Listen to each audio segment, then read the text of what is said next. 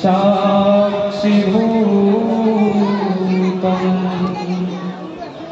भावातीतं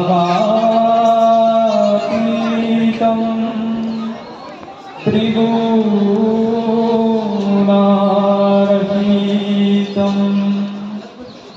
सद्गुरुं त्वं नमामि।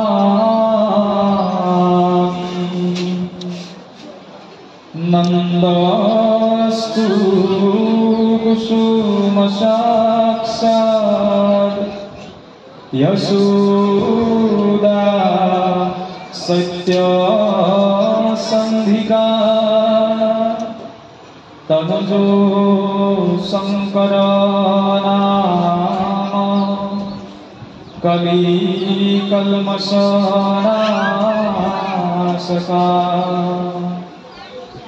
कृष्ण प्रियतमात्मा शंकर परम गुरु इत्येहं प्रार्थये नित्यं सत्यं सत्यं पुनः पुनः।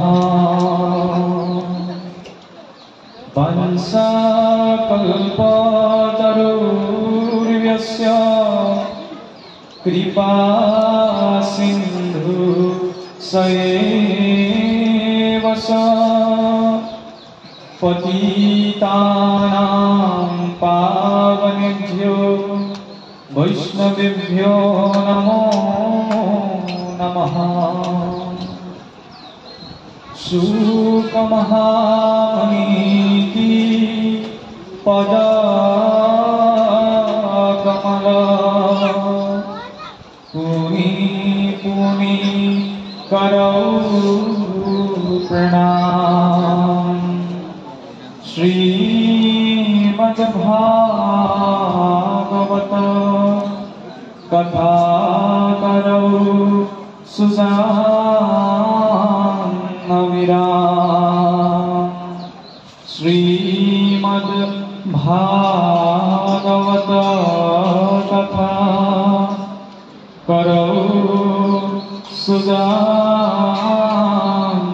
विराम। कृष्ण ইষ্টগুৰু সমন্বিত যিজন অখিল ব্ৰহ্মাণ্ড নায়ক পূৰ্ণস্বৰূপ সৰ্বেশ্বৰ ভক্ত মন্মথস্বৰূপ তাপত্ৰৰ বিনাশকৰ্তা এই নিখিল বিশ্বৰ গৰাকী সেই ইষ্ট প্ৰভু শ্ৰী গোবিন্দৰ চৰণত সেৱা অৰ্পণ কৰাৰ লগতে আজি লখিমপুৰ জিলাৰ অন্তৰ্গত আজাদ নাটগাঁৱৰ ৰাইজৰ সহযোগিতাত যি সপ্তদিৱসীয় শ্ৰীমদ ভাগৱত পাঠযজ্ঞ অনুষ্ঠান ইতিমধ্যে সম্পন্ন হৈছে।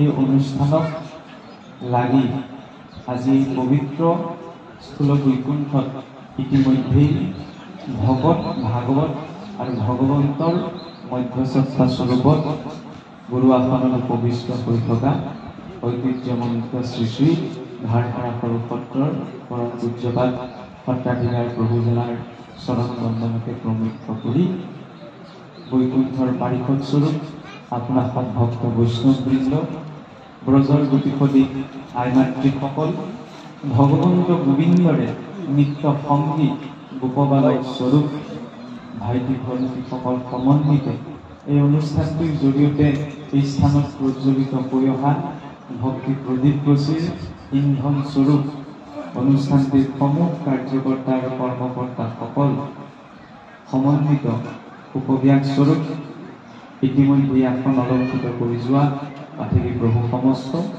প্ৰমুখ্য কৰি সবাৰে চৰণত আমি সেৱা অৰ্পণ কৰা হৈছে। আজি যদিও আনুষ্ঠানিকতা ৰক্ষা কৰি আমি আপোনালোকৰ সন্মুখত শ্ৰীমদ ভাগৱতৰ ব্যাখ্যাৰ বাবে আসন গ্ৰহণ কৰা হৈছে, কিন্তু আমি এই কথা প্ৰকাশ কৰিবই লাগিব যে আমি কোৱা কথাখিনি শ্ৰীমদ ভাগৱতৰ ব্যাখ্যা নহয়। ই এক আমাৰ বুদ্ধিৰে যিখন ঢুকি পোৱা গৈছে তাৰ আধাৰত কৰা মাত্ৰ এক উপস্থাপন। এইকাৰণে আমি ব্যাখ্যা বুলিব নোৱাৰোঁ, যেহেতু শ্ৰীমদ ভাগৱতৰ ব্যাখ্যা ইতিমধ্যে সম্পূৰ্ণ হৈ আছে। আমি সকলোৱে জানো যে আমাৰ সনাতন হিন্দু ধৰ্মৰ মূল আধাৰ গ্ৰন্থ হৈছে বেদ। বেদ বুলি ক'লে আমি ঋক, যজুৰ, সাম, অথৰ্ব এই 4 সংহিতাকে নুবুজো।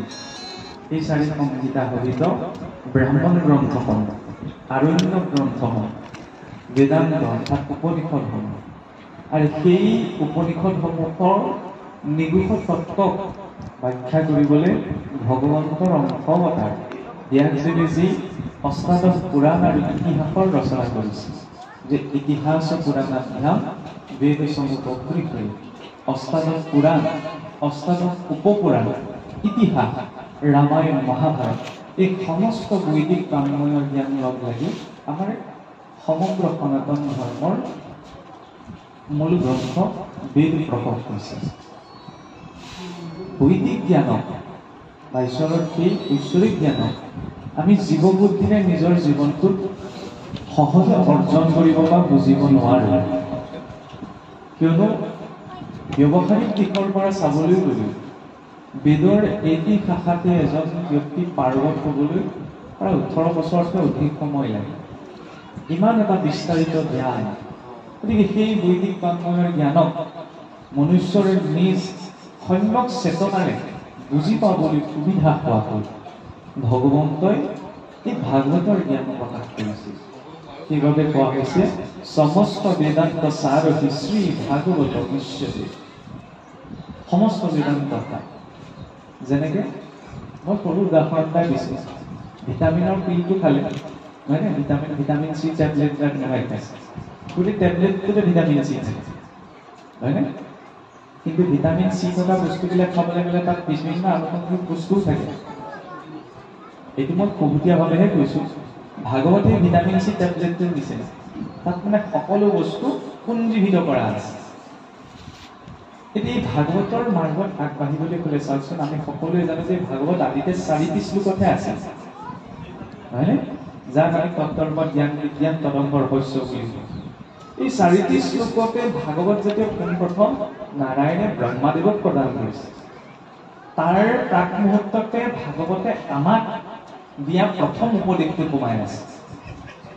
জ্ঞান বিজ্ঞান তদংগ ৰহস্য এইখিনি গুৰুমুখে শুনি বুজি লোৱা কথা হয়নে। প্ৰত্যক্ষ ৰূপত জ্ঞান বিজ্ঞান তদংগ ৰহস্যৰ কথা আমি নিজ বুদ্ধিৰে বুজি পাব নোৱাৰোঁ। তেতিয়াহ'লে ভাগৱতৰ দিয়া মৌলিক উপদেশটো কি? নাৰায়ণে আবিৰ্ভাৱ হৈ ব্ৰহ্মাদেৱক কি কৈছিল? আমি সকলোৱে জানো যে ব্ৰহ্মাদেৱ সৃষ্টিৰ প্ৰথম জীৱ। যেতিয়া ব্ৰহ্মাদেৱক ঈশ্বৰে সৃজন কৰিলে, তাৰপিছত নাৰায়ণে সৃষ্টিৰ আজ্ঞা প্ৰদান কৰিলে। সৃষ্টিৰ আজ্ঞা গ্ৰহণ কৰি ব্ৰহ্মাদেৱে যেতিয়া প্ৰথম সৃষ্টি নিৰ্মাণ কৰিছে, পোনপ্ৰথমতে কাক প্ৰকট কৰিছে? বোলে পঞ্চকৰ্ম অবিদ্যা তম মোহ মহামোহ কামেশ্বৰ অংগ নামিশ্বৰ। এতিয়া ব্ৰহ্মাদেৱৰ চিন্তিত হৈছে, ঈশ্বৰে মোক সৃষ্টি কৰ্ম কৰিবলৈ ক'লে মই ভাল কিবা এটাহে কৰিব লাগিছিল, মইচোন অবিদ্যাহে সৃষ্টি কৰি পেলাম। ইয়াৰ পাছত বোলে সেই কথাটোকে ভাবি বহি থাকোঁতে আকাশ মাৰ্গৰ পৰা এই বাণীটো শুনিবলৈ পাইছে। ইয়াৰ পাছত বহু হাজাৰ বছৰলৈ আচৰণ কৰিছে। তাৰ পাছত তেওঁ নাৰায়ণৰ দৰ্শন পাইছে। নাৰায়ণে তেতিয়া তেওঁক ভাগৱতৰ জ্ঞান দিছে। সেইখিনিতে সূক্ষ্মভাৱে এটা কথা দেখুওৱা হৈছে, ব্ৰহ্মাদেৱৰ জ্ঞান আছিল, ব্ৰহ্মাদেৱৰ প্ৰতিভা আছিল, ব্ৰহ্মাদেৱৰ মৰ্যাদা আছিল, ব্ৰহ্মাদেৱৰ স্থান আছিল। কিন্তু এই সকলো থকাৰ পাছতো সেই ব্ৰহ্মাদেৱে যেতিয়া সৃষ্টি কৰ্ম কৰিছে, পোনপ্ৰথমতে অবিদ্যা সৃষ্টি কৰিছে। কাৰণটো কি? কাৰণ তেতিয়ালৈকে ব্ৰহ্মাদেৱে ঈশ্বৰৰ মাৰ্গদৰ্শনটো গ্ৰহণ কৰাই নাই। এই কথাটো মানুহৰ জীৱনতো প্ৰযোজ্য। আমাৰ প্ৰতিভা থাকিব পাৰে, আমাৰ জ্ঞান থাকিব পাৰে, আমাৰ স্থান থাকিব পাৰে, আমাৰ শক্তি থাকিব পাৰে, কিন্তু সকলো থকাৰ পাছতো যেতিয়ালৈকে এজন সঠিক গুৰুৰ মাৰ্গদৰ্শন গ্ৰহণ কৰা নাযায়, তেতিয়ালৈকে সেই গুণবিলাকে ভাল ফল আমাক দিব নোৱাৰে। ভাগৱত মাৰ্গৰ প্ৰথম চিন্তা সেইটোৱেই। কাৰণ চতুশ্লোকী ভাগৱত যেতিয়া নাৰায়ণে ব্ৰহ্মাদেৱক কৈছিল, যেতিয়া পোনপ্ৰথমতে এটা কথাই কৈছিল যে অহমেৱাসমেৱাগ্ৰে নান্যৎসদসৎপৰম পশ্চাদহং য়দেতস্য য়ো শিষ্যে स्नेहं हृत्येरकं यप्रत्येत सात्मनि तद्विद्यादात्मनो मायां यथा भासुमते स्महं यथा महान्ति भूतानि भूतेषु ससावसेषनो प्रविष्टानि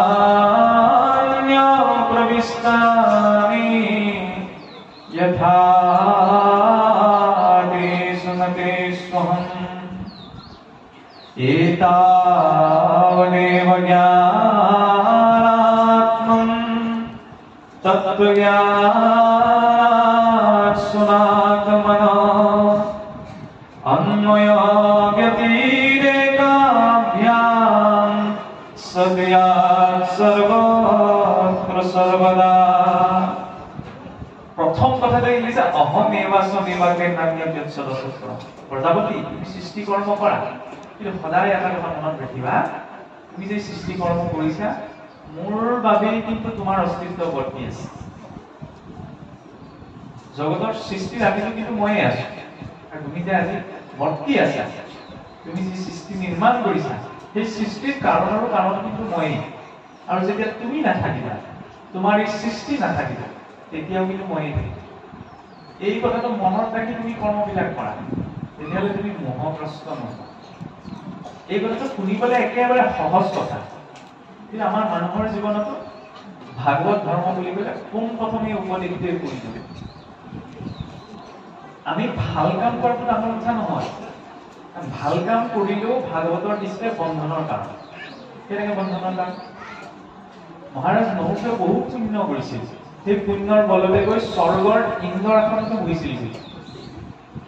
সুৰাপুৰৰ দেৱতাৰ আটাইতকৈ শ্ৰেষ্ঠ ৰজাৰ, কিন্তু পুণ্য ক্ষয় হল অজগৰ হৈ নামি আহিব লগা হৈছিল। মহাৰাজ জয়ন্তও গৈ বহিছিল ইন্দ্ৰৰ আসনত, কাউৰী হৈ নামি আহিব লগা হৈছিল। কিয়? ভাগৱতে সেইকাৰণে কৈছে যে যিদৰে আমি পাপক আশা কৰিব নালাগে, পাপক গুৰুত্ব দিব লাগে, পুণ্যটো আমাৰ গুৰুত্ব লাগে, কাৰণ পুণ্যও বিনাশৰ কাৰণ। আমাৰ গুৰুত্বতা কি লাগে? তেতিয়াহ'লে কৰ্ম কেনেকৈ কৰিম? ভাল কাম, বেয়া কাম কৰিছো সেইটোও জীৱৰ বন্ধন সৃষ্টি কৰিব, যাৰ বাবে আমি সংসাৰত আছো। ভাল কাম কৰিলেতো বন্ধন সৃষ্টি হয়, কাৰণ তাৰ এটা ফল আছে। তেতিয়াহ'লে কৰ্ম কৰাৰ সূত্ৰটো কি? বোলে যত কৰ্ম সবে বন্ধ ঠাইন সবাদি কহে, যদি চৰতৰ্পে তেবে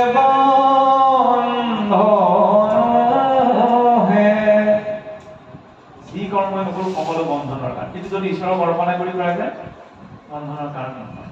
যেনেকৈ হাবিলদাৰ এজনে যদি অপৰাধীজনক উলিয়াই দিয়ে, হাবিলদাৰজনৰ বন্দুকটো লোৱাৰ অনুমতি নাথাকে আইনে, যদি অচিজনে যদি কয় অপৰাধীজনৰ ওপৰত তেওঁ প্ৰহাৰ কৰিব পাৰে, তেতিয়া আইনে অবজেকশ্যন দিলে তেওঁ ক'ব কি যে অচি ছাৰে ক'লে কাৰণে কৰিলে, দায়িত্বটো তেতিয়াহ'লে কালি গুচি গ'ল, উদাহৰণটো দিছো অচিজনক, কাৰণ তেওঁৰ হাততে বন্দুকটো চলোৱাৰ অনুমতি আছে। অথৰিটিটো তেওঁ কি দিলে? আমি কৰ্ম কৰিছো, বন্ধন সৃষ্টি হ'ব, কিন্তু এই কৰ্মখিনি যদি ঈশ্বৰক অৰ্পণা কৰি কৰা যায় সি কিন্তু বন্ধন সৃষ্টি কৰিব নোৱাৰে। এইটো কৰ্ম কৰা আটাইতকৈ ডাঙৰ সূত্ৰ।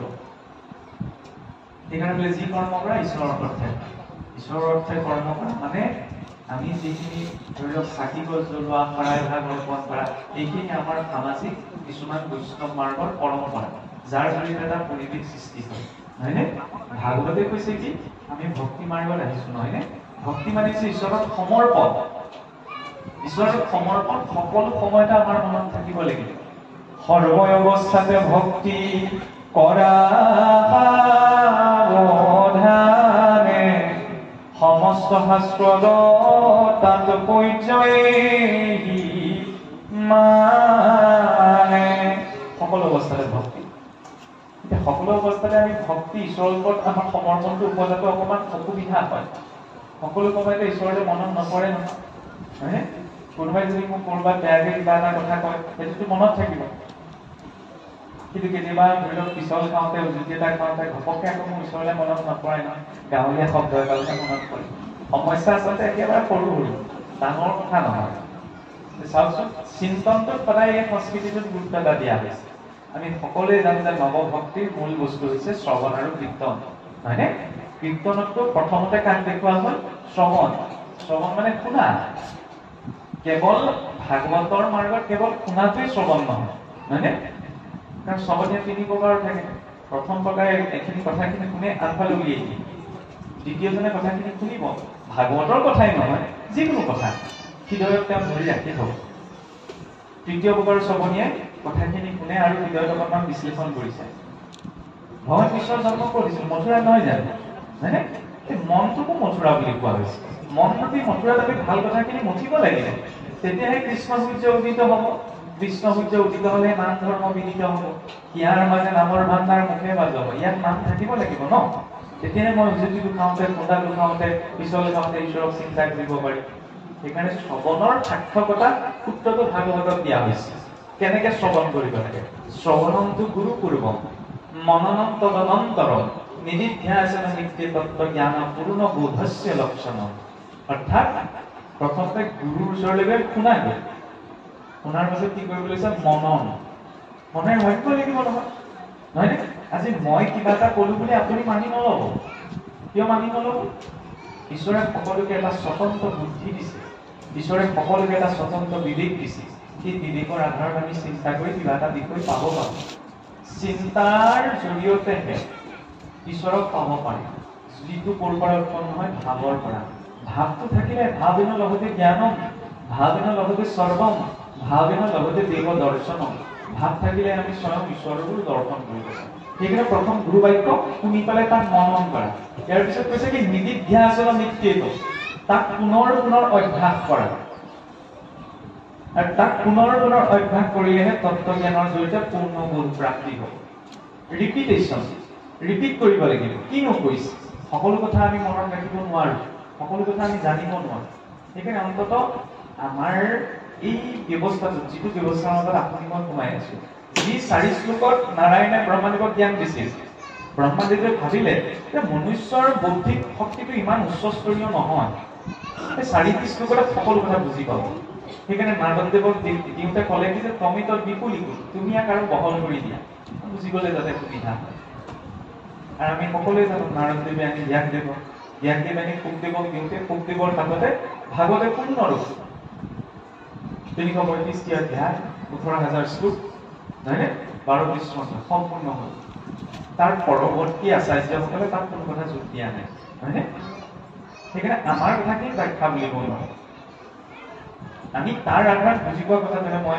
আজি আপোনালোকৰ আগত ক'ব পাৰিম ভাগৱতৰ ব্যাখ্যা ইতিমধ্যে পৰিপূৰ্ণ ৰূপত হৈ আছে শুকদেৱে তাক সম্পূৰ্ণ কৰিছে সেই ধাৰণে চাওকচোন আমি জানো যে কলিযুগ আৰম্ভণি প্ৰায় 30 বছৰ পাছত কোন প্ৰথমবাৰ বাবে আজি যি 7 দিনীয়া শ্ৰীমদ ভাগৱত পাঠ হৈ গ'ল এই পৰম্পৰাটো আৰম্ভ কৰিছিল বোলে শুকদেৱে টংকাৰ কৰে যেতিয়া পৰীক্ষিত ৰজাৰ কাহিনী আমি সকলোৱে জানো যেতিয়া শ্ৰীজী মুনিয়ে তেওঁক অভিভক্ত কৰিছিল যে 7 দিনৰ ভিতৰত তেওঁক লক্ষ্যকে দংশন কৰিব হয়নে তেতিয়া সেই 7 দিনৰ ভিতৰতে তেওঁ মুক্তিক কামনা কৰি শুকদেৱৰ মুখেৰে গংগাৰ পাৰত ভাদ মাহৰ পূৰ্ণিমাৰ পৰা ক্ষমা কৰিব নৱমীৰ পৰা পূৰ্ণিমালৈকে প্ৰথম 7 দিনীয়া ভাগৱত দ্বিতীয়তে প্ৰায় কলিযুগ আৰম্ভণি 200 বছৰ পাছত গোকৰ্ণ তেওঁৰ ভাতৃ ধুন্ধুকাৰীৰ কৃতত্ব মুক্তিৰ বাবে ভাগৱত প্ৰথম 7 দিনীয়া ভাগৱত অনুষ্ঠিত কৰিছিল এই কাহিনীটো এটা বিশেষত্ব আছে কি চাওকচোন কাহিনীটো হয়তো আমি সকলোৱে শুনিছোঁ বা আমি সকলোৱে জানো কিন্তু অকণমান জৰুৰী কিয় ক'ব বিচৰা হৈছে এই কাহিনীটো লৈ পেলাই আমাৰ অকণমান কিছু সমাজত ভুল কথা এটা প্ৰচলন বৰ্তমান হৈছে সেইটো হৈছে কি গোকৰ্ণই ধুন্ধুকাৰীৰ কৃতত্ব মুক্তিৰ বাবে যিদৰে মানে ভাগৱত পাঠ আয়োজন কৰিছে হয়নে আমাৰো আজিকালি এনেকুৱা সমাজৰ পৰম্পৰা এটা দেখা গৈছে আপোনালোকৰ ইয়াত নিশ্চয়কৈ নাই কিন্তু আপোনালোকেও নিশ্চয় পাইছে যেতিয়া আমাৰ কোনো এজন গৃহস্থীৰ ঘৰত মানুহ এজন পৰলোকলৈ গমন কৰে তেতিয়া লাহেকৈ এটা পৰম্পৰা আহিছে কি ধৰি লওক মৃতকৰ ঘৰত এই কাজকৰ্ম কৰি নোযোৱালৈকে তাৰ আগমুহূৰ্ততে আমাৰ কিছুসকলে ভাগৱত পাঠ কৰে আৰু তেতিয়া কয় যে ধুন্ধুকাৰীৰ কৃতত্ব মুক্তিৰ বাবে যিদৰে গোকৰ্ণই ভাগৱত পাঠ কৰিছিল আমি মৃতকৰ ঘৰত তেনেদৰে ভাগৱত পাঠ কৰিব পাৰোঁ কিন্তু সেইটো আমাৰ বৈষ্ণৱ পৰম্পৰাত নপৰে কেনেকৈ নপৰে জানে গোকৰ্ণই ধুন্দুকাৰীৰ প্ৰেতত্ব মুক্তিৰ বাবে কেতিয়া ভাগৱত পাঠ আয়োজন কৰিছিল? 12 বছৰ মূৰত। তাৰো এটা কাৰণ আছে, সময় যথেষ্ট কম, সেইকাৰণে অকণমান মই চমুৱাইছো যে আত্মদেৱ নামৰ যিজন ব্ৰাহ্মণ আছিল তেখেতৰ পত্নী আছিল ধুন্দুলি। ভগৱান বিষ্ণুৰ পৰম ভক্ত, কিন্তু মনত সদায় এটা এনেকুৱা ঘৰখনত সন্তান এটি জন্ম পোৱা নাই। এইটোকে চিন্তা কৰি পেলাই তুংগভদ্ৰা নদীৰ কাষত বহি থাকোঁতে এজন ঋষিৰ আগমন ঘটিল। ঋষিজনে তেওঁক চিন্তিত দেখি পেলাই কৈছিল যে আত্মদেৱ তুমি কি চিন্তা কৰিছা? আত্মদেৱে ক'লে যে প্ৰভু, মোৰ মনত বেলেগ চিন্তা একো নাই, কিন্তু মোৰ ঘৰখনত আজিলৈকে সন্তান এটি জন্ম হোৱা নাই, সেই বিষয়ে লৈ অকণমান মনটো বেয়া। তেতিয়া তেওঁ গণি বাচি চাই পেলাই ক'লে যে তুমি চিন্তা নকৰিবা, কাৰণ তোমাৰ এতিয়া সন্তানৰ যুগ নাই। এই কথাষাৰ কোৱাৰ লগে লগে আত্মদেৱ মনতে আৰু ভাগি পৰিল যে ভৱিষ্যতে মোৰ পিণ্ড জলাঞ্জলি দিবলৈও যদি বংশত সন্তান এটি নাই, তেতিয়াহ'লে এইটো জনম ধৰাতকৈ বোলে নধৰাই ভাল। এনেদৰে ভাগি পৰা দেখি তেতিয়া সেই ঋষিজনে নিজৰ ঝুলঙাটোৰ পৰা এটি বিশেষ ফল উলিয়াই দি ক'লে বোলে আত্মদেৱ, এই ফলটি ভগৱান বিষ্ণুক বিশেষ সংকল্প কৰি অৰ্পণ কৰে। যদিও বিধিৰ বিধান কোনেও খন্দাব নোৱাৰে, তুমি এই বিশ্বাসেৰে নি এই ফলটো তোমাৰ পত্নীক ভক্ষণ কৰিবলৈ দিয়া যায়। আৰু যদি ঈশ্বৰে কৃপা কৰে তোমাৰ এটি বোলে সন্তান জন্ম হ'ব। মানুহ যেতিয়া সমস্যাত পৰে, উদ্ধাৰৰ বাবে অকণমান কৰোণা এটা যদি পায়, কিন্তু সেইটো আটাইতকৈ স্বৰ্গপ্ৰাপ্তিৰ নিচিনা সুখ অনুভৱ হয়। আত্মদেৱৰ তেনেকুৱাই অনুভৱ। সন্তান এটি নাছিলে, পোৱাৰ অকণমান সুযোগ পাইছে, পৰম বিশ্বাসেৰে নি সেই নৈবেদ্যটি তেওঁৰ পত্নীক দিলে। পত্নীও ল'লে। কিন্তু ধুন্দুলি আকৌ আত্মদেৱৰ সম্পূৰ্ণ বিপৰীত আছে। ভাবিলে কি গৰ্ভ পালন কৰিলে কেনেবাকে যদি মই গৰ্ভৱতী হয়, নিজৰ মতে মই খাব নোৱাৰিম, নিজৰ মতে মই যাব নোৱাৰিম, নিজৰ মতে একো কৰিব নোৱাৰিম, প্ৰসৱ বেদনাৰ সময়ত বহুত কষ্ট ভুগিব লাগিব, স্বামীকনো না ক'ব নোৱাৰে। ফলটো লৈ থলে, কিন্তু কোনোৱে নেদেখাকে ঘৰৰ পোহনীয়া গাইজনী খাবলৈ দি দিলে, পেলাই দিলে দেখিব বুলি। তেনেকুৱাতে তেওঁ ঘৰলৈ পেলাই আগমন ঘটিল। কি দৈৱ যোগ চাওকচোন, ধুন্দুলিৰ ভনীয়েকৰ। ইতিমধ্যে ভনীয়েকো গৰ্ভ পালন কৰি আহিছিল। ধুন্দুলিক খুব বুদ্ধি এটা খেদালে। কি বুলি? ভনীয়েকক ক'লে, এই মই এখন গৰ্ভ পালন কৰি থাকিব নোৱাৰো, তোৰে যদি সন্তানটো জন্মলে মোক দি দিয়, মোৰ বোলে মাটি সম্পত্তি আধা আধি দি দিয়। ভনীয়েকৰ ধন সম্পত্তিৰ লগত মাটি হৈ গ'ল। আগতেতো ব্যৱস্থা আছিল যে গৰ্ভ পালন কৰা সময়ত আইসকলক মানে ঘৰৰ পৰা বাহিৰলৈ ওলাবলৈ দিয়া নহয়। কিজানি কিবা কষ্ট পাব, দুখ পাব, সেইখিনি সময়ত ধৰি লওক যাৱতীয় গোটেইখিনি ব্যৱস্থা ঘৰৰ ভিতৰতে কৰি দিয়া। দুয়োগৰাকীয়ে গোটেই গৃহৰ ভিতৰতে থাকি গৰ্ভ পালন কৰিবলৈ সকলোৱে ভাবিব ধৰিলে। দুয়োগৰাকীয়ে গৰ্ভ পালন কৰিছিল। এইফালে ধুন্দুলিৰ ভনীয়েকৰ সন্তান জন্ম হ'ল। সেই সন্তানটিকে আত্মদেৱৰ হাতত ধুন্দুলিয়ে তুলি দিলে নিজৰ সন্তান। ধুন্দুলিৰ পুত্ৰৰ কাৰণে ধুন্দুকাৰী নাম দি দিলে। কিছুদিন পাছতে ঘৰখনৰ গৰুজনী মানুহৰ নিচিনা বোলে সন্তান এটি জন্ম। কাণ দুখন গৰু কাণৰ নিচিনা হ'ল, কাৰণ ধেনু শৰীৰৰ পৰা আহিছে, সেইকাৰণে তাৰ নাম দিলে বোলে গোকৰ্ণ। আত্মদেৱ কিমান আনন্দ, বিচাৰিছিলে এটা পাই গ'ল দুটা। কিন্তু লাহে লাহে যেতিয়া দুটি সন্তান ডাঙৰ হ'বলৈ ধৰিলে, আচল সংস্কাৰবিলাক প্ৰকট হ'বলৈ ধৰিলে।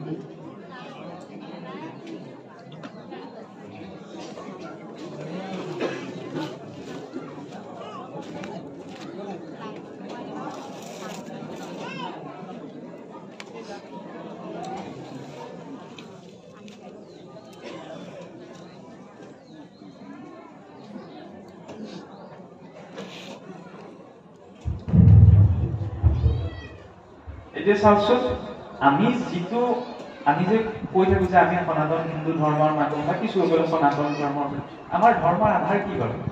আমি বেদ বুলি কৈছো নহয়, কিন্তু বেদৰো আধাৰ কি? সংস্কাৰ আৰু মৰ্যাদা। এই দুটা বস্তু, এই দুটা বস্তু যদি জীৱনত নাথাকে, আমাক আৰু ধৰ্ম কিমান কৰাব নোৱাৰে। কাৰণ এইটো সেইটো সংস্কৃতি। সংস্কাৰত ইমান গুৰুত্ব এটা দিয়া হৈছে চাওকচোন আমাৰ মানুহৰ জীৱনতে। আমাৰ সাধাৰণ সকলো পৰ্যায়ৰ মানুহৰ জীৱনত অন্ততঃ 10টা সংস্কাৰৰ কথা আমাৰ শাস্ত্ৰসমূহে কৈছে, নহয় নে? গৰ্ভ সংস্কাৰ, ইয়াৰ পিছত আছিল পুংসৱন, সীমন্ত নয়। আজিকালি মানে আমাৰ কি হ'ল, আধুনিকতাৰ পাছত আমি দৌৰিবলৈ লাগিলে যে, সেইকাৰণে কিছুমান বস্তু আমাৰ পৰা এৰ খাই গুচি যায়। আজিকালি আমি পুংসৱন হিমন্তোলন বুলি ক'লে সহজে বুজি নাপাওঁ। গৰ্ভ সংস্কাৰ, পুংসৱন, হিমন্তোলন, জাতকৰ্ম, নামকৰণ, নিষ্ক্ৰমণকৰণ, যিটো আমাৰ বাজলে উলিয়াই বুলি কয় সন্তত, অন্নপ্ৰাশন, বেদাৰম্ভ বা অক্ষৰাৰম্ভ, গৃহস্থী, অন্ত্যেষ্টি। আমি সেইটো সংস্কৃতিৰ লোক যিটো সংস্কৃতিৰ লোকে মানুহৰ মৃতকৰ কতো সংস্কাৰ কৰি পঠাব জানে।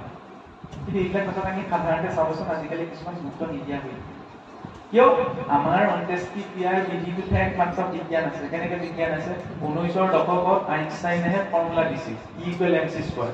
কিদৰে মানে এনাৰ্জি ভৰলে বা ভৰক শক্তিলে কনভাৰ্ট কৰিব পাৰে।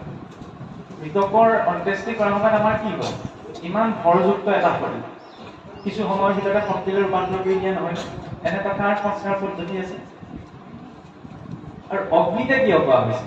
আমি চাওকচোন, কিছুমান কথা ক'লে আচলতে আমাৰ ছাগলীৰ নিচিনা মুখ কথা ক'লে ওলাই যায়। আৰু চাকি গছ আমি চাওকচোন, তাত গুৱাপান এটি আগ কৰিলে আমাৰ চাকি এগছ জ্বলোৱা হয়, নহয়নে?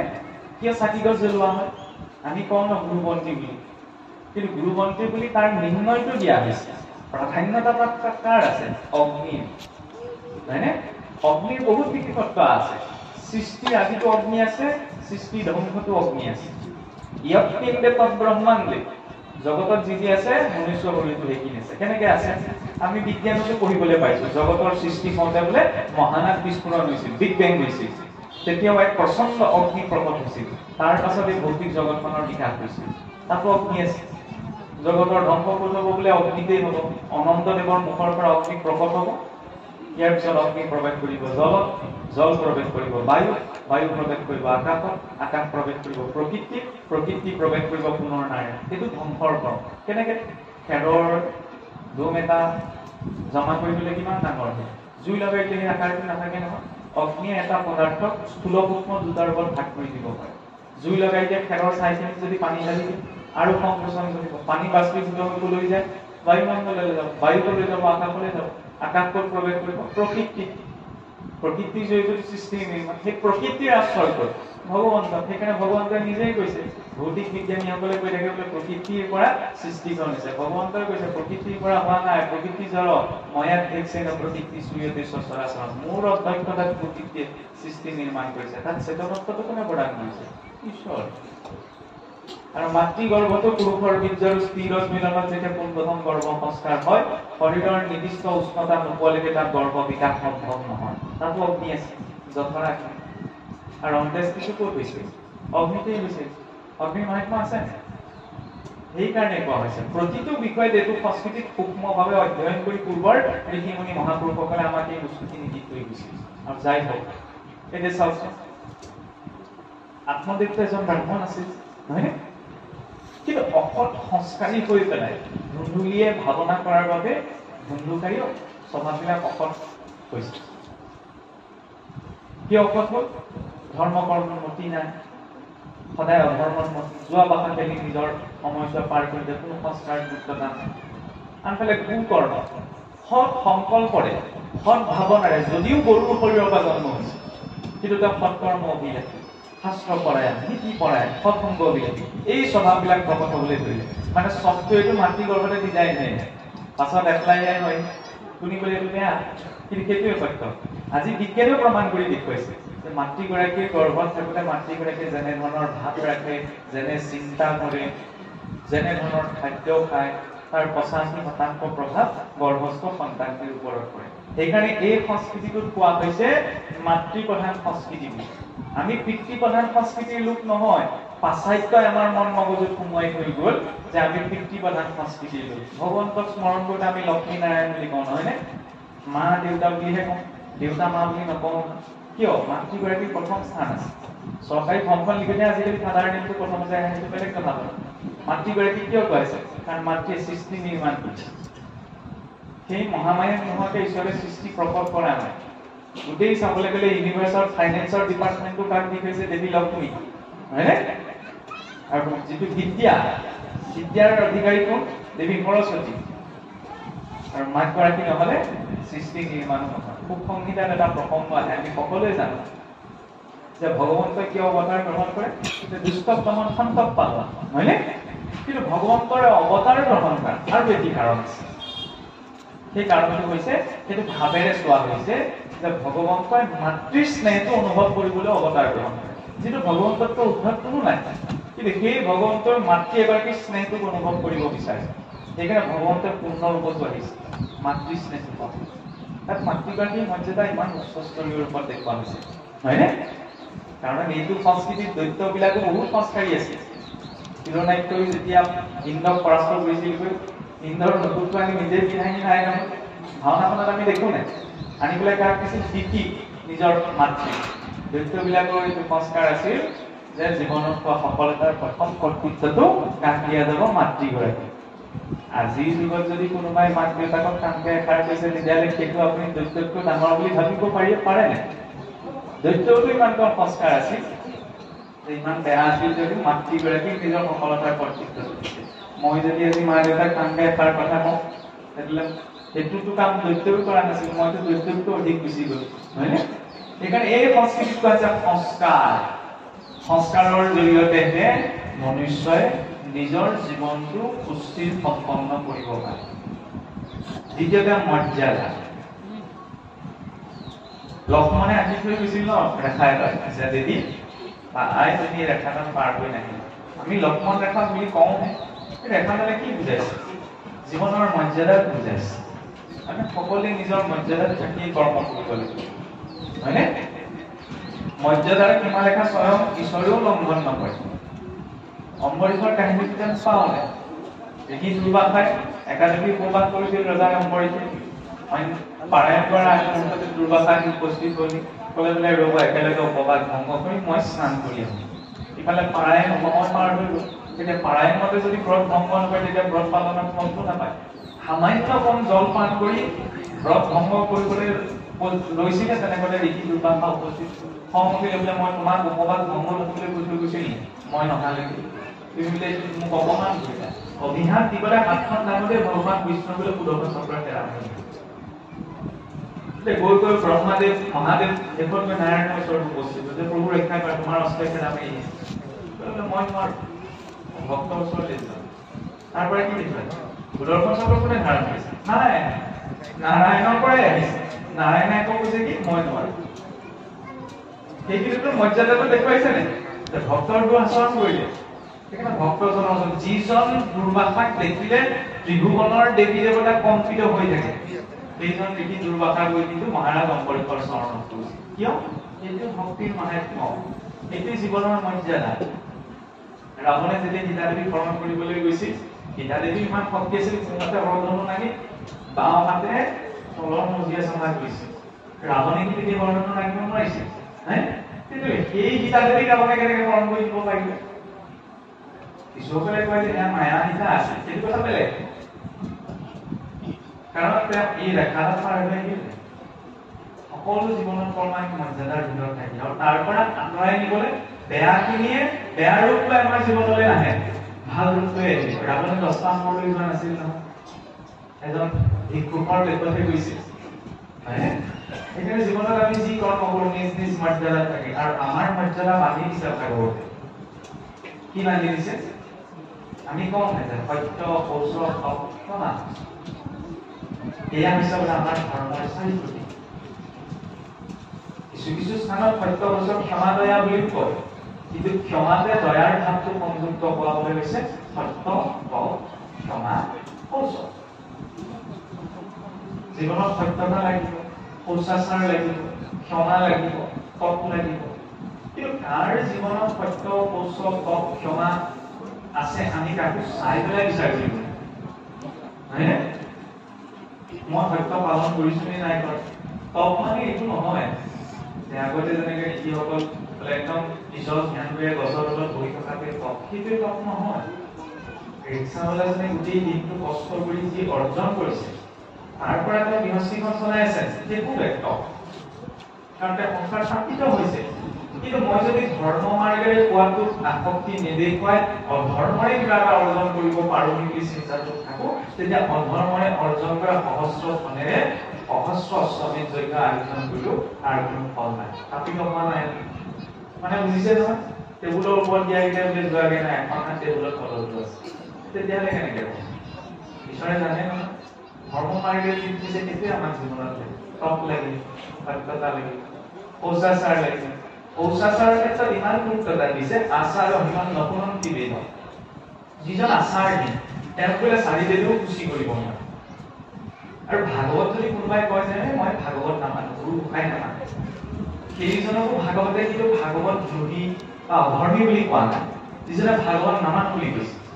ভাগৱতে কোনজনক কৈছে ভাগৱত দ্ৰোহী বোলে? ধৰ্ম জানিয়া যিটো অধৰ্ম আচৰে, পৌচাচাৰ সদাচাৰ নামানে জীৱনে, নানা জ্ঞান থাকন্তেও নাহিকে তাৰ লাভ, ভাগৱত দ্ৰোহী সিটো জানিবা আমি মই যদি ধৰ্মটোক জনাৰ পাছত অধৰ্মটোহে কৰিছো, জীৱনত যদি পৌচাচাৰ সদাচাৰ পালন কৰা নাই বোলে ইমান নীতি নিয়ম কোনে পালন কৰিব? চাওকচোন মজিয়াত বগাই থকা পৰুৱা কেইটাও যেতিয়া কেনিবা যায় ইটোৰ পিছত সিটো খাই পাতিলে যায়, হয়নে? ইমান সূক্ষ্ম জীৱটোৰ জীৱনতো ইমান শৃংখলা আছে যে ইটোৰ পিছত সিটো খাই পাতি গৈছে। আমিতো জীৱশ্ৰেষ্ঠ মনুষ্য হয়, নীতি নিয়ম নহলে কেনেকৈ চলিছে? নীতি সদাচাৰ আমাক লাগিব, তাৰ জৰিয়তে মনুষ্যত্ব প্ৰকাশ পাব। সেইকাৰণে ভাগৱতে সেই কথাটো গুৰুত্বতা দিছে, ধৰ্মটোক জানি যদি মই অধৰ্ম কৰিছো, জীৱনত যদি পৌচাচাৰ সদাচাৰ পালন কৰা নাই, তেতিয়াহ'লে মোৰ বহু জ্ঞান থাকিলেও মোক ভাগৱত দ্ৰোহী বুলি কৈছে।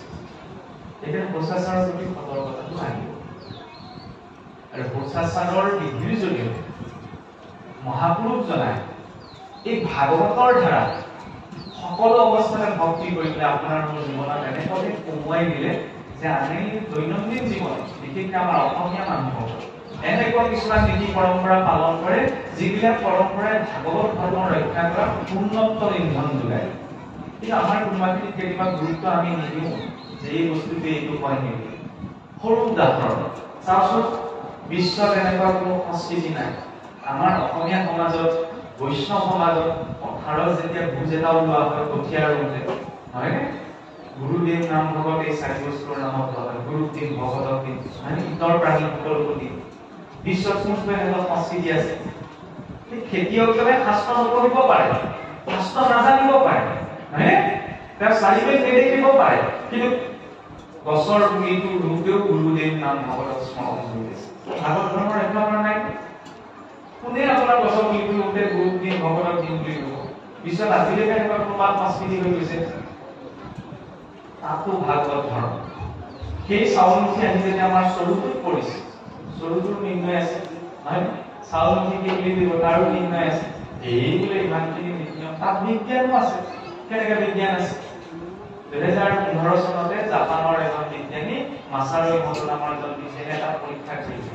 পৰীক্ষা ৰাইচ এক্সপেৰিমেণ্ট, যেনেকৈ আইনসকলে ঘৰটো পৰীক্ষা কৰি চাবগৈ পাৰে।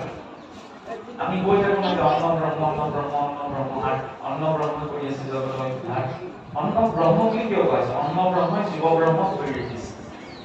ব্ৰহ্মক উপাসনা কৰিলে যিটো পবিত্ৰতা, সাত্বিকতা লাগে, মানে ব্ৰহ্ম মানে কি? ঈশ্বৰ। গোসাঁই ঘৰ সোমাওঁতে আমাক যিটো পবিত্ৰতা, সতৰ্কতা, সজাগতা লাগে, সেয়া হৈছে ভজন। ভোজন নিৰ্মাণ কৰিবলৈ যিটো সতৰ্কতা, পবিত্ৰতা লাগে, কাৰণ তাতো ব্ৰহ্মকে প্ৰস্তুত কৰা হৈছে ব্ৰহ্মৰ নিমিত্ত। কিছুমান চাউলমুঠি লৈ পেলাই দুটা চেষ্টাৰ বৈয়ামত থৈ যদি এটা বৈয়ামত থকা চাউলমুঠি তেলে মই সন্মান সহকাৰে চাওঁ, মৰমত চাওঁ, শ্ৰদ্ধাৰে চাওঁ, ঢাকনিখন মাৰি থৈ দিলে। আনটো চাউল কেইটালৈ যদি মই বেয়া ভাৱেৰে চাওঁ, মুখখন ভেকাহি মাৰি দিওঁ, ঢাকনিখন মাৰি থৈ দিওঁ। আমি নিজে পৰীক্ষা কৰি চাব, 2 দিন 4 দিন সদায় ৰিপিট কৰি এই প্ৰচেছটো যে ভাল কেইটালৈ চোৱা কেইটালৈ ভালকে, বেয়াকে চোৱা কেইটালৈ বেয়াকে। 4 দিন 5 দিন 10 দিন এসপ্তাহৰ পাছত দেখি যিকেইটালৈ মই চাইছিলো সন্মানেৰে তাত কিন্তু ভেঁকুৰ নুঠে, কিন্তু যিকেইটালৈ মই অসন্মানৰ ভাৱত চাইছিলো তাত কিন্তু 2-3 দিন পাছতে ভেঁকুৰ উঠি যাব। মানে মোৰ মনৰ ভাৱটোও সেই চাউলমুঠিক প্ৰভাৱ পেলায়। সেইকাৰণে এই সংস্কৃতিটোক যদি গুৰুত্বতা দিয়া হয় যে চাউলমুঠি ৰান্ধোতেও ঈশ্বৰৰ অৰ্পণা কৰি কৰিবা, তেতিয়া ভাগৱত ধৰ্ম ৰক্ষা হ'ব আৰু অন্নৰ প্ৰকৃতিটো সলনি হৈ যাব। তাতো ভাগৱত ধৰ্ম যাক খাবলৈ বাঢ়ি দিয়া হ'ব, তেওঁ প্ৰথমতে ঈশ্বৰৰ অৰ্পণা কৰিব। কাৰণ চাউলমুঠি বনাওঁতে যিমান সময় লাগিছে তাতকৈ বেছি খেতিটো কৰিলে, হয়নে? সেইটো কৰোঁতে কিমান কষ্ট।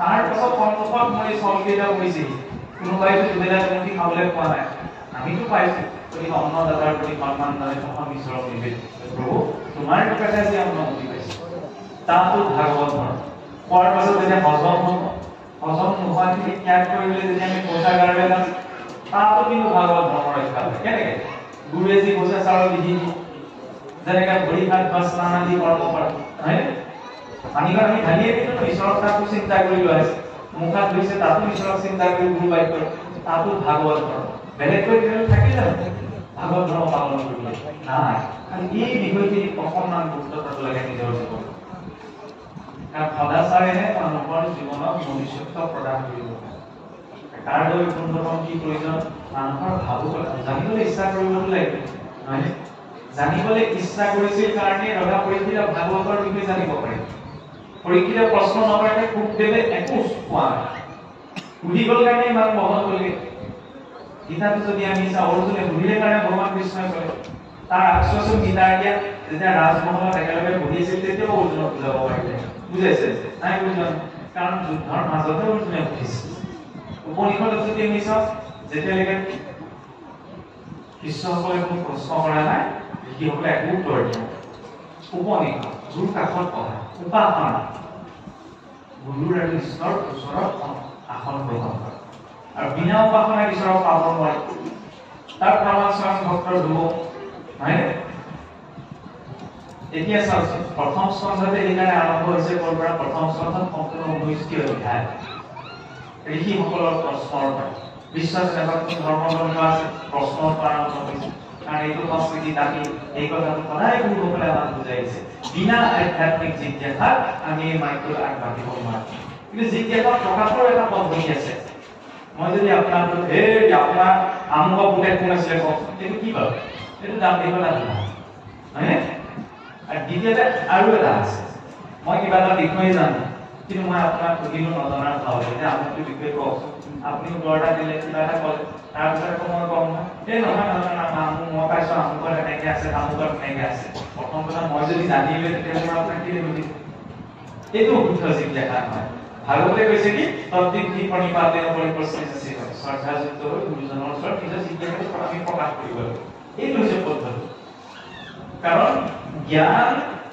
যে আমাক লাগে শিক্ষা যে আমাক লাগে চাওকচোন দুটা শব্দ আছে এটা কয় বিদ্যাৱান এটা কয় বিদ্বান আমাক এটা কোনটো লাগে আমাৰ বিদ্যাৱানটো লাগে ৰাৱণ বিদ্বান আছিল কিমান পণ্ডিত আছিল 4 বেদৰ ওপৰত ভাষ্য লিখিছিল সংস্কৃতৰ যিটো স্কুল মাতিছিল ডাঙৰ ডাঙৰ ঋষি সিংহও গুৰু খাই গৈছিল কিমান পণ্ডিত আছিল কিন্তু ৰাৱণৰ জ্ঞান জানো আপোনাক লাগে নালাগে আমাৰ কাৰণে ৰামৰ জ্ঞান ৰাম বিদ্যাৱান এটা হৈছে ওয়েল কোৱালিফাইড এটা হৈছে হাই কোৱালিফিকেশ্যন আমাক নালাগে ওয়েল কোৱালিফিকেশ্যন আছে যি জ্ঞানে মৰ্যাদাত থাকিবলৈ শিকায় সেই জ্ঞান আমাক সেই জ্ঞান লাভ কৰিলে পোনপ্ৰথমে দেখি ভাবুকতা ওচৰত সেই ভাবুকতাটো আহিলে কাৰণ জ্ঞানৰ মধ্য জ্ঞান স্বাভাৱিকতে সেই জ্ঞান কি সাংসাৰিক জ্ঞান নহয় অকাৰণ বৈষ্ণৱী জ্ঞান জগতৰ ঈশ্বৰৰ জ্ঞান বৈষ্ণৱী জ্ঞান এই বৈষ্ণৱী জ্ঞান লাভ কৰিলে কি হ'ব জীৱন তৰি যাব পাৰিব অকাৰণ তত্ত্ব ভাৱ ক'ৰ পৰা এই সংসাৰখনত এৰিয়াকো ভাগৱতে কৰি যোৱাৰ কথা কৈছে কিমান সুবিধাজনক সৃষ্টি নহয় গৰমৰ দিনতো আপোনাৰ এচি এয়াৰ কুলাৰ আপোনাৰ গাড়ী মটৰ উৰাজাহাজকে কম সুবিধাজনক জীৱন কটাই আছে ভাগৱতে আকৌ এইখন কৰি যোৱাৰ কথা কৈছে ভাগৱতে কৈছে যে আমি যাবলৈ ইচ্ছা নকৰিলেও যাবতো লাগিব নহয় কেঁচুৱা ল'ৰা এটাই যেতিয়া কান্দি থাকে কাৰোবাৰ ওচৰত বোলে লগৰ এটাৰ ওচৰতে খেলা বস্তু এটা দেখিলে তাকে দেখি কান্দিব মোক এই বস্তুটো লাগে মই খেলা বস্তুটো লাগে তেতিয়া মাকে বা দেউতাকে কি কয় শুনি এইটো তোমাৰে বুলি তাক দি দিয়ে আৰু কেঁচুৱা ল'ৰাটোৱে কি বুলি কয় মা দেউতাই মোক এই বস্তুটো আনি দিয়ে সি খেলি যেতিয়া ভাগৰি টোপনি গুচি যায় লাহেকে হাতৰ পৰা লৈ আহি যা বস্তু তাক ঘূৰাই দিয়ে টোপনিৰ পৰা সাৰ পালি পাহৰি থাকে শুনিবলৈতো আছো বা আপোনাক মোক যি দিয়া হৈছে সকলো কুচুলাবলৈ দিয়া বস্তু সকলোতো ভগাই দিব লাগিব ধন টকা পইচাত আমি কাৰোবাৰ পৰা ধাৰত নচলিব পাৰোঁ কিন্তু এই শৰীৰটোতো ধাৰত লোৱা পৰমাণু এটা লৈ যোৱাৰ অনুমতি নাই আমাৰ সম্মানৰ কথা পৰমাণু এটা লৈ যদি দেখুৱাব পাৰিলেহেঁতেন যে ঈশ্বৰ পৰমাণু এটা লৈ এইখিনিতে চাওকচোন আজিকালি আমাৰ কি হয় যুক্তি আৰু তৰ্ক অন্তৰ এইবিলাকৰ ক্ষেত্ৰত আমাৰ কেতিয়াবা অকণমান কনফিউজন এটা আহে মানে ভুল ধাৰণা যিবিলাক কথা আমি অন্তৰে বিচাৰ কৰিব লাগে তাত আমি সহজতে বুদ্ধি দিব লাগে যিবিলাক কথা অন্তৰে বিচাৰ কৰিব লাগে তাত আমি অন্তৰখন লাগে সংসাৰৰ কাম কৰোঁতে সদায় বুদ্ধিৰে কিন্তু আজিকালি আমি কি কৰোঁ সংসাৰখনত নিজৰ অন্তৰখন কি কৰিম সেইকাৰণে কেতিয়াবা অন্তৰখন ভাগি চিগি চুৰমাৰো হৈ যায় বুজাই বুজিব আৰু দ্বিতীয়তে ভাগৱতৰ ভক্তি মাৰ্গৰ কৰ্মখিনি সদায় অন্তৰে ইয়াত আমাৰ কেতিয়াবা যুক্তিটো উপজে ভাগৱত পঢ়িলে কি লাভ হ'ব ভাগৱত পঢ়ি থাকিলে খাবলৈ পাম নিশ্চয় ভাগৱত পঢ়িলে আমি কোনো খাবলৈ নাপাওঁ কিন্তু কিবা এটা খাওঁতে কিবা এটা কৰোঁতে কিবা এটা চিন্তা কৰোঁতে জীৱনত যিটো সুস্থিৰতাৰ প্ৰয়োজন সেই সুস্থিৰতাটো ভাগৱতে প্ৰদান কৰিব পাৰে সেইবাবে আমাক এই মাৰ্গটোৰ জ্ঞানখিনি লাগে সেই ঋষিসকলে প্ৰশ্ন কৰিছিল কাৰণে কুতুমুনিৰ পৰা ভাগৱত পালে কোন প্ৰথমতে প্ৰথম স্কন্ধত তাৰ প্ৰসংগ কৈছে তেতিয়াহ'লে ব্যাস নাৰদৰ সংবাদ কিছুসকলে কয় যে 4 বেদ 14 শাস্ত্ৰ লিখিবলৈ ব্যাসদেৱ পাগলৰ নিচিনা হৈ গৈছিল তাৰপিছত বোলে নাৰদদেৱ পৰা ভাগৱত পাইহে তেওঁ স্থিৰতাটো পাইছে কিন্তু এই কথাটো বৰ অশাস্ত্ৰীয় যেন লাগে কিয় অশাস্ত্ৰীয় লাগে 4 বেদ 14 শাস্ত্ৰ ইমান বেয়া বস্তু লিখি পেলাই ব্যাসদেৱ পাগল হৈ গৈছিল আপুনি ভাবি চাওকচোন আপুনি মই 4 বেদ 14 শাস্ত্ৰ কোনেও দেখা নাই নহয় হ'লেও শুনাৰ লগে লগে এনেকুৱা লাগে জানো 4 বেদ 14 শাস্ত্ৰত ইমান বেয়া কথা লিখিলে ব্যাসদেৱে যে সেইখিনি লিখি ব্যাসদেৱ পাগলৰ নিচিনা হৈ গৈছিল ব্যাসদেৱ অশান্ত হৈছিল ব্যাসদেৱ পাগল হোৱা নাছিল কাৰণ ভগৱন্তৰ অংশৱতাৰ কিয় অশান্ত হৈছিল কাৰণ তেওঁ বিভিন্ন উপাসনা মাৰ্গ দেখুৱালে নহয়নে যেনেকে এই মাৰ্গটোৰে বোলে এনেদৰে পূজা সেৱা কৰি এইটো ফল পাব এইটো কৰিলে এইবিলাক বিধান যেনেকে বেমাৰবিলাক বেলেগ বেলেগ ট্ৰিটমেণ্টবিলাকো বেলেগ বেলেগ কিন্তু মেজৰ বেমাৰটো কি বোলে জন্ম মৃত্যু জৰা ব্যাধি জ্বৰ হ'ল পিল খালো ভাল হ'ল আকৌ খাইলে জ্বৰ হোৱাৰ চান্স থাকিব নাৰদদেৱৰ আগত নাৰদদেৱে সেইকাৰণে কালি পাৰিলে ব্যাসদেৱে কি ক'লে যে তুমি যে এই সংসাৰখনত ঘূৰি ফুৰা মাৰ্গটোৱে দেখুৱালা কোনোবাই যেনিবা বহু পুণ্য কৰি স্বৰ্গলৈকে গুচি গ'ল তাৰপিছত স্বৰ্গটো পুণ্য হৈ গ'লে আকৌ ইয়ালৈকে আহিব লাগিব পাছতকৈ তুমি জন্ম মৃত্যু জৰা ব্যাধিৰ চক্ৰটোৰ পৰা উদ্ধাৰ হৈ যোৱা পথটো কথা কেলে নকৰা সেইকাৰণে তোমাৰ মনটোৱে শান্তি পোৱা নাই আৰু দ্বিতীয় কাৰণটো কি আছিল আমি যাক ভগৱান বুলি বুজো কৃষ্ণ মানে কৃষ্ণ শব্দতে পোনপ্ৰথমতে আমি কি বুজো পূৰ্ণ আনন্দ মানে সংসাৰ দুই প্ৰকাৰ আনন্দ আছে এটা ভৌতিক এটা আধ্যাত্মিক ভৌতিক আনন্দ প্ৰথমতে পাওঁতেই গোটেই পৃথিৱীখন পোৱা নিচিনা লাগে তাৰপিছত পৰিমাণ কমি যায় যেনেকে মোৰ ঘৰত যদি আজি সন্তান এটি জন্ম হয় জন্ম পোৱা দিনা আনন্দ 6 মাহ বছৰ ধৰি বৃদ্ধি নাথাকে মই উৰাজাহাজ এখনো যদি কিনো সামৰ্থ্য নাই কোনো কথাটোহে কৈছো এই কিনা দিনাৰ আনন্দ কিন্তু 6 মাহ বছৰ ধৰি একেই থাকে তাৰ বিপৰীতে একে ভাগৱতকে আজি আমি কত বছৰে শুনি আহিছো একে ঘোষা কীৰ্তনকে শুনিছো কাৰো অনুভৱ শুনিছেনে একে একে গাই গাই আনন্দ লাগিছে নতুন এখন কিবা লোৱা যায় কাৰো অনুভৱ নাই যিমানে ভাৱপূৰ্ণভাৱে তেওঁ ঈশ্বৰৰ নাম লয় বুজি পাব নাপাব পাঁচ কথা মনত আনন্দটো বৃদ্ধি পায় মাধুৰ্য কৰি থাকিলে মনটোত আনন্দ বৃদ্ধি নাপায় নহয় কিন্তু যেতিয়া দিহানামষাৰ গায় নামষাৰ গায় আনন্দপূৰ্ণভাৱে গালে গাটো উঠি যায় কিয় গাটো উঠি যায় আনন্দ অনুভৱ কৰিছে কাৰণে নামটো একেখিনিকে চলি আছে নহয়নে কৃষ্ণ পূৰ্ণ বুলি কোৱা হৈছে সেইকাৰণে তেওঁ নামো পূৰ্ণ তেওঁ গুণৰ লীলা ধাম সকলো পূৰ্ণ এই জন্মটো কিয় কোৱা হৈছে সেই পূৰ্ণত্ব প্ৰাপ্তি কৰে জ্ঞানদেৱে সেই পূৰ্ণত্ব তেতিয়ালৈকে পোৱা নাই সেইকাৰণে মনটো অশান্ত আমি অশান্ত হৈ আছো আমি পূৰ্ণ এই পূৰ্ণ ঈশ্বৰক যেতিয়ালৈকে নাপাওঁ তেতিয়ালৈকে তৃপ্ত বুলি আমি কোনো ক'ব নোৱাৰো কাৰণ আমাক পূৰ্ণত্ব লাগে কিয় পূৰ্ণত্ব লাগে জুইকুৰাৰ পৰা ফিৰিঙতিটো যেতিয়া উলিয়াই ফিৰিঙতিটোৱে যেতিয়ালৈকে জুইকুৰাৰ ৰূপটো ল'ব নোৱাৰে তেতিয়ালৈকে আমি শান্ত হয় আমি কয় ন ফিৰিঙতিত শান্ত হয় পৰমাত্মা বুলি ক'লে সেই জুইকুৰা তাৰ পৰা বাহিৰ হৈ আমাৰ ফিৰিঙতিকেইটা হৈছে জীৱাত্মা সেই জীৱাত্মাই যেতিয়ালৈকে মূল উৎসটো নাপায়গে তেতিয়ালৈকে স্থিৰ হ'ব নোৱাৰে আটাইতকৈ ডাঙৰ কথা কি এতিয়া এই শৰীৰটোত বহি থকা জীৱই বোলে কোন প্ৰথমতে এই মানুহৰ শৰীৰটো সুবিধাটো পোৱাহি নাই আমি বিষ্ণুপুৰাণত ইমান সুন্দৰভাৱে কৈছে যে স্থাৱৰম হিংসুতি লক্ষম গছ গছনি ইত্যাদি শৰীৰত বোলে 20 লাখ বাৰ ভ্ৰমণ কৰি আহিছে জীৱ বিজ্ঞানী 19ৰ লগতহে জগদীশ চন্দ্ৰ বসুৱে প্ৰমাণ কৰি দেখুৱাইছিল লণ্ডনৰ ৰয়েল ছ'চাইটিত যে গছ গছনিটো প্ৰাণ শক্তি থাকে ভাগৱতে আজি পৰা হাজাৰ কথা আগৰ পৰা জীৱৰ প্ৰথম যাত্ৰা সেই স্থানৰ গছ লৰচৰ কৰিব নোৱাৰে আপুনিয়ে ভাবি চাওক ঘৰটোত যদি আগফালৰ পৰা পাছফাল দিনটোত যদি একবাৰ অহা যোৱা মই কৰোঁ ভাল লাগিব ন কাৰোতো ভাল নালাগে আগফালৰ পৰা পাছফাল একবাৰ যদি অহা যোৱা ভাগৰ লাগিব তেতিয়াহ'লে ভাগৱতে বহুতে আকৌ ভয় কৰে নহয় এই ভাগৱত পাঠত গ'লে বোলে এইটো নাখাবা সেইটো নাখাবা আমুকটো নকৰিবা তামুক এইবিলাক ডেইলি নিয়ম পালন কৰিব লাগে তেতিয়া নাযাওঁ সেইটো নহয় ভাগৱতে এই চিন্তাত কৰাব বিচাৰিছে যে বহুত দুৰ্লভ মনুষ্য শৰীৰটো পাইছে 20 লাখ বাৰ ভ্ৰমণ কৰি আহিছো মই গছ গছনি জুনি ইয়াৰ পিছত জলজন নৱলক্ষণ জলজনী পুনৰ 9 লাখ বাৰ পুনৰ বছৰ ধৰি 9 লাখ বাৰ দশলক্ষণ পক্ষী 10 লাখ বাৰ চৰাই সৃষ্টি গতিৰ ৰূপত 300 লক্ষণ পশুনঞ্চ 30 লাখ বাৰ পশুৰ ৰূপত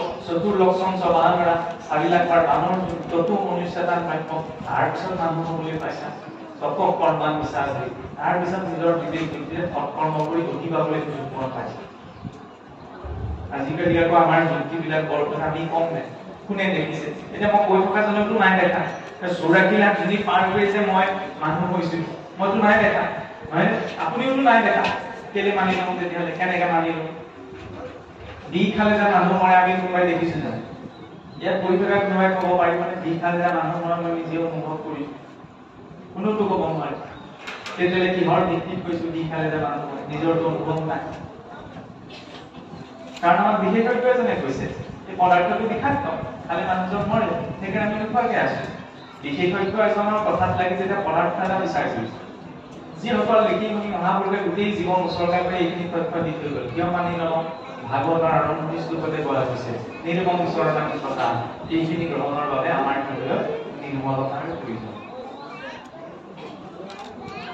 এতিয়া চাওকচোন ব্যাসদেৱে যেতিয়ালৈকে এজন শুদ্ধ ভক্ত নাৰদেৱ আমাৰ সকলো বৈষ্ণৱ পৰম্পৰা চাবলৈ গ'লে আদি গুৰু হৈ যাওঁ হয়নে আজিকালি কিছুসকলেহে আপোনাৰ উপস্থাপন কৰি দেখি বুলি কয় বোলে দুটকীয়া নাৰদ এইটো বৰ বেয়া কথা কাৰণ সমস্ত বৈষ্ণৱ পৰম্পৰাটোৰ জ্ঞান সেই নাৰদদেৱৰ পৰা আহিছে ইমান এজন শ্ৰেষ্ঠ শুদ্ধ ভক্ত গতিকে এইবিলাক কথা বাক্য উচ্চাৰণ হ'ব নালাগে ক'বও নালাগে তেতিয়া ভক্ত দুখ আচৰণ কি নাৰদদেৱে চাওকচোন নাৰদদেৱে যেতিয়া ব্যাসদেৱক ক'লে যে তুমি 4 বেদ 14 ইমানখিনি লিখিলা পঢ়িলা হয়নে তোমাৰ মনটো কিয় শান্তি মানে প্ৰগতি কৰিলা তুমি আমাৰ নৰম নকৰিলা পৰীক্ষা কৰি কৃষ্ণ কীৰ্তন ভগৱন্তৰ গুণনাত মালিকৰ যিজন হেড অফ দি ডিপাৰ্টমেণ্ট তেওঁ লিখিলে তেওঁ বেছিকে নপঢ়া সেইকাৰণে মনতে শান্তি পোৱা নাই এতিয়া ব্যাসদেৱেতো ক'ব পাৰিলেহেঁতেন নাৰদদেৱক আপুনি মোৰ ভুল ধৰিবলৈ আহিছে আপুনি কেইখন পুৰাণ লিখিছে মানুহে ক'লেহেঁতেন নে এজন ব্যক্তিয়ে গোটেই জীৱনটো অৰ্পণ কৰি 4 বেদ 14 18 পুৰাণ লিখিলে নাৰদদেৱে আহি ক'লেহি যে তুমি এইবিলাকত বিভিন্ন উপাসনা মাৰ্গে দেখুৱা কৃষ্ণৰ কথা বল বিস্তাৰিত ওপৰত লিখি আমি মানুহ এজন মানি ল'লোহেঁতেন নে ক'লেহেঁতেন নে সেইকাৰণে ভক্তি মাৰ্গত আগবাঢ়িবলৈ যাতে 5টা বস্তু যদি লগত থাকে সহজে আগবাঢ়িব পৰা নাযায় জাতি বিদ্যা মহত্তম ৰূপ যৌৱন বিবস যত্ন তস্তুতি বৰ্জিত পঞ্চতৈ ভক্তি কণ্ঠকা 5টা অধ্যায় জাতিৰ গৌৰৱ কুলৰ গৌৰৱ পদৰ গৌৰৱ স্থানৰ গৌৰৱ ৰূপ যৌৱনৰ গৌৰৱ এইকেইটাৰ অভিমান যদি থাকে তেতিয়াহ'লে ভক্তি মাৰ্গত আগবাঢ়িব পৰা নাযায় ব্যাসদেৱে দেখুৱাব পাৰিলেহেঁতেন নিজৰ বিদ্যাৰ অভিমান জ্ঞানৰ অভিমান কিন্তু দেখুৱাইছে জানো নাই দেখুওৱা ভক্তৰ লক্ষণ কি নাৰদদেৱক আশ্ৰয় গ্ৰহণ কৰিলেহেঁতেন নাৰদদেৱৰ কাৰণে কি পালে ভাগৱতৰ জ্ঞান এতিয়া বিশ্বাসটো পঢ়িব লাগিব বিশ্বাসৰ বাবে ইয়াৰ পাছতে প্ৰসংগ আছে নাৰদদেৱৰ উপৰি জন্মৰ কথা যেতিয়া চোৱা যে ঈশ্বৰ ভক্তি আচৰণ কৰি বাকী পুত্ৰ হৈও মই পাৰ্বতী লাভ কৰিলো যে ইমান হায়াৰ পোষ্টিং পাই গ'ল হয়নে এজন ব্ৰাহ্মণৰ ঘৰত কাম কৰা মহিলা এগৰাকী সন্তানহে আছিল ব্ৰাহ্মণজনৰ ঘৰলৈ বোলে বাৰিষা কালত 4জন বৈষ্ণৱ কন্যাকে আহিছিল হৰি কথা পাতি ৰহি থাকে ওচৰতে আহি গাখীৰ পুত্ৰ বোলে শুনি থাকে গুচাইলে মনৰ মল সন্তৰ সংগতি কৃষ্ণ হেন দেৱ তপৰিল ৰমতি সৎসংগত থাকোঁতে থাকোঁতে কথাখিনিয়ে সেই শিশুটিৰ মনত ক্ৰিয়া কৰিলে হৰিত ইমান ভক্তি উপজিল অন্তিম সময়তো হৰিক চিন্তা কৰি হৰিৰাৰ কাৰণে পাৰিব দি থব পাৰে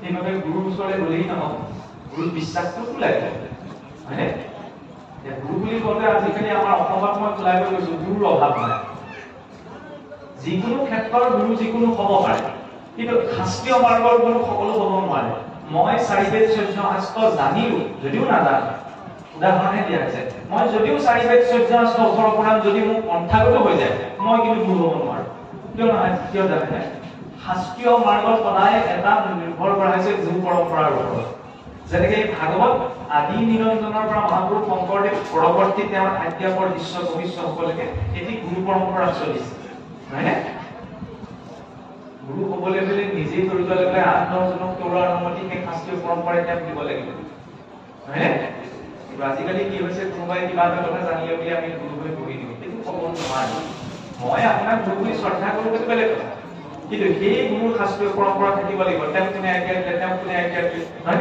সেই ধাৰণা যাব লাগিব মই স্বয়ংভূ গুৰু হ'ব নোৱাৰো মোক কোনে আজ্ঞা দিলে মই আপোনাক কিবা এটা শিকাব পাৰিম বুজাব পাৰিম কিন্তু গুৰু হ'ব কাৰণ শাস্ত্ৰীয় পৰম্পৰা দীক্ষিতজনকে পদ্মপুৰাণৰ স্বৰ্গখণ্ডত এটা কথা কোৱা হৈছে যে সম্প্ৰদায় বিহীনাস্তে মন্ত্ৰাস্তে নিষ্কলম যাৰ সেই সম্প্ৰদায়ৰ পৰম্পৰা নাই তেওঁ ওচৰত ধৰ্ম জ্ঞান লাভ কৰিলে কি হয় নিষ্ফল হয় এইকাৰণে আমাৰ সম্প্ৰদায় সম্প্ৰদায় মানে জাতিগত একো সম্প্ৰদায়ৰ কথা কোৱা নাই আমাৰ ভাগৱততো কি সম্প্ৰদায় আছে মানে নাৰায়ণী সম্প্ৰদায় কুমাৰ সম্প্ৰদায় চাৰি সিদ্ধ এই চাৰি কুমাৰৰ পৰা যিটো পৰম্পৰা আছে সেইটো কুমাৰ সম্প্ৰদায় আৰু স্বয়ং আদি নিৰঞ্জনৰ পৰা মহাপুৰুষসকলে যিটো আহিছে সেইটো নাৰায়ণী সম্প্ৰদায় সেইটো বিচাৰ কৰা প্ৰয়োজন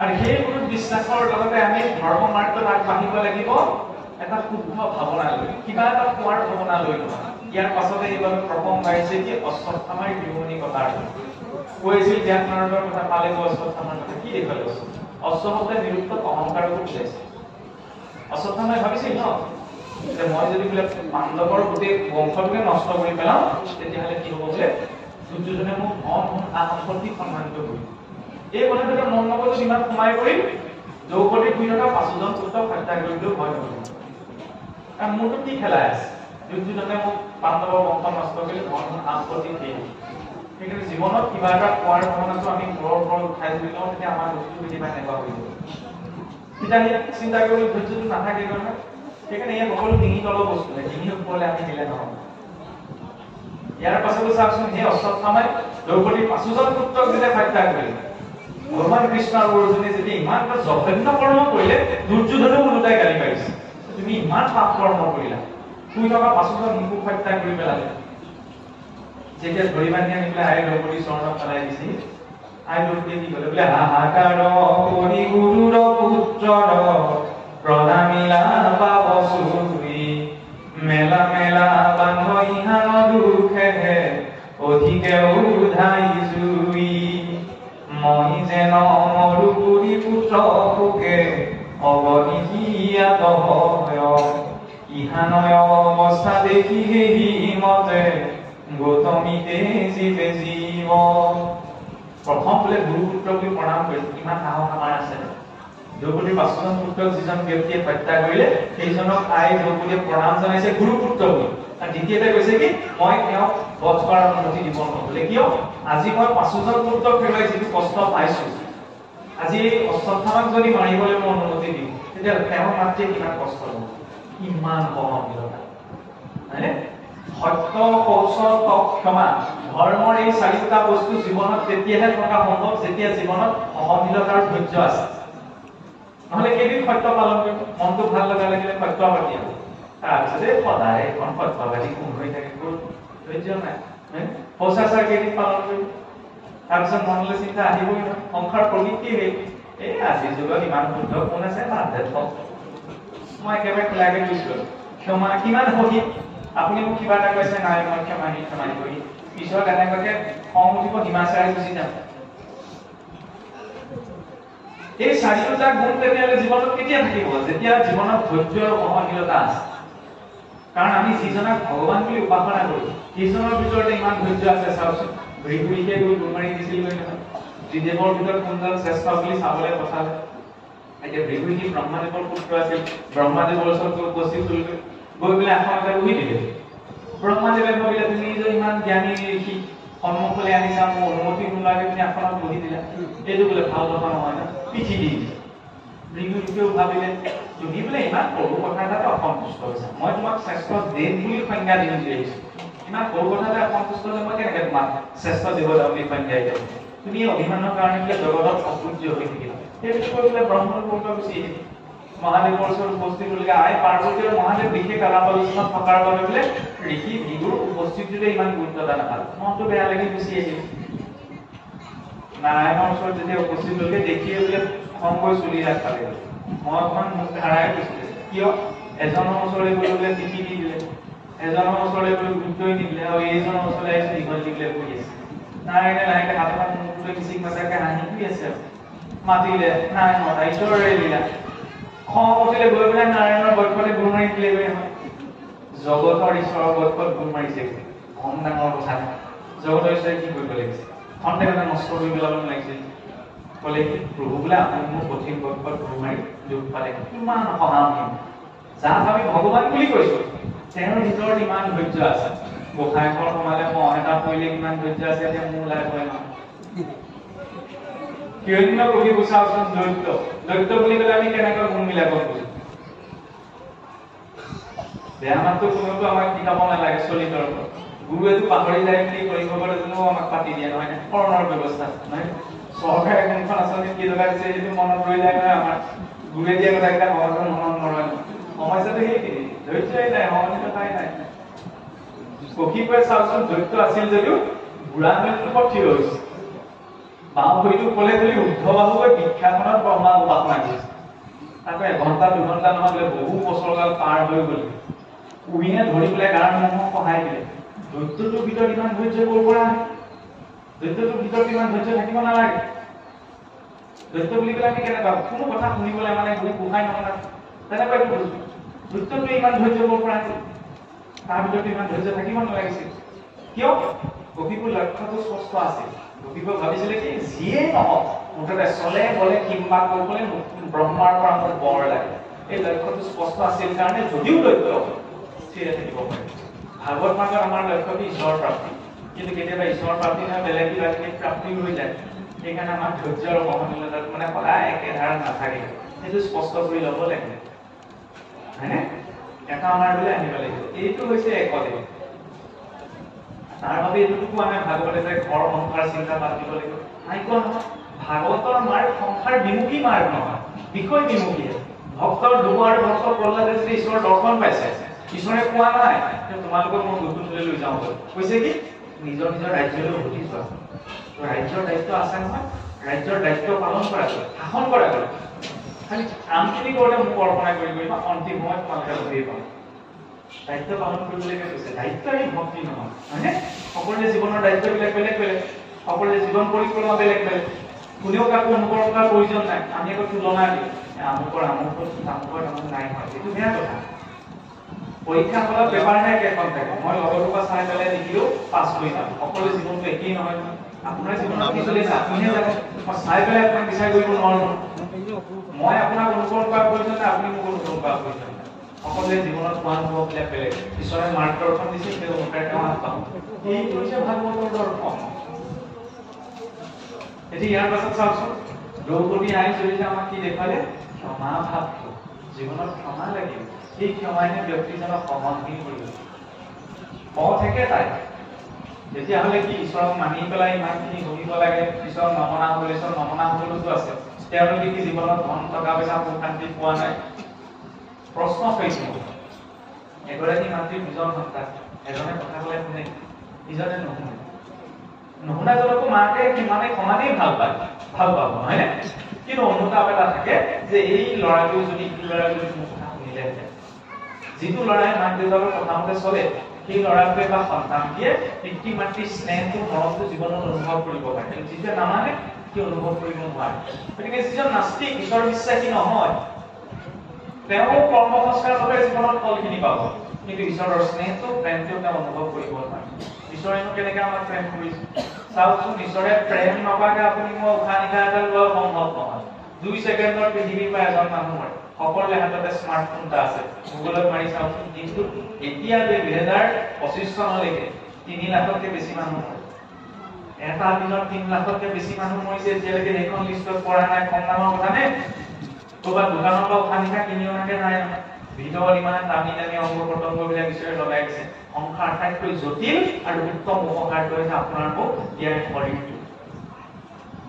সমস্যা কোনখিনি যে আমি ক্ৰমাৎ মৰি মৰি গৈ আছো, ক্ৰমাৎ মৰি মৰি গৈ আছো। আমাৰ মৃত্যু কেতিয়া ঘটে?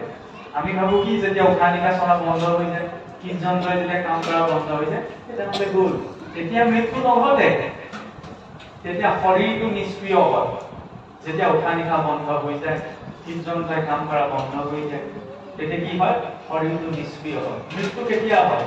যিদিনা জীৱ আহি মাতৃগৰ্ভত প্ৰৱেশ কৰিলেহি, সেই দিনাৰ পৰা আমাৰ মৃত্যু। এতিয়াও মৃত্যু হৈ গৈ আছে। মৃত্যু এটা সৰু প্ৰক্ৰিয়া নহয়, মিনিটৰ পাছত মৃত্যু, ঘণ্টাৰ পাছত